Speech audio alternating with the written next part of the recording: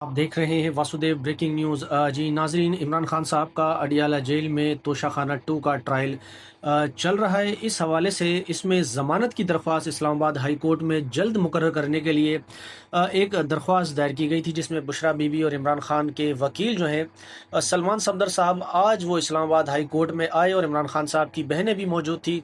और अदालत में आज जब समाअत हुई तो समाअत चली, लेकिन जज साहब ने जो है कहा कि मेरे पास बहुत ज़्यादा काम है, तो मैं ये दरख्वास्त जो है जल्द इसको नहीं सुन सकता। नंबर आएगा बारी पर, अभी नंबर में नहीं लगा सकता, तो बाकी मामलात देखने हैं कि किस तरह चलेगा मामला। तो इस पर इमरान खान साहब के वकील सलमान सफदर साहब ने कहा कि आप पीर को अगर हमें केस की समाअत के लिए नोटिस जारी कर देते हैं तो ठीक है, वरना फिर हम आपकी अदालत में दोबारा पेश नहीं होंगे। अगर आपने भले हमारे ख़िलाफ़ फ़ैसला करना है फ़ैसला कर दें, लेकिन इस तरह से मामलात नहीं चलते।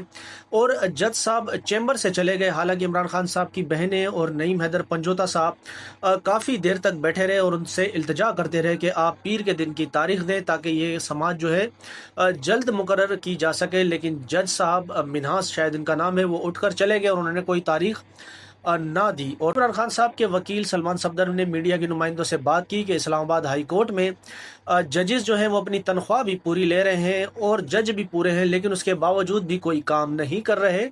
उन्होंने कहा कि जब एग्जेक्टिव का मामला होता है, जैसे भी हाल ही में पीटीए के चेयरमैन को मुअत्तल किया था, तो फ़ौरन एक दिन के अंदर उनको दोबारा जो हाई कोर्ट का सिंगल बेंच का फैसला था बाबर सत्तार साहब का, उसको सस्पेंड करके उनको बहाल कर दिया। तो उन्होंने ये भी कहा कि जब रियासत का कोई बंदा जो है वो मुश्किल में होता है तो अदालतें उसको बचा लेती हैं, लेकिन हम 8 महीने से इस्लामाबाद हाई कोर्ट में रुल रहे हैं और हमारी समाअत जो है वो मुकर्रर नहीं की जा रही।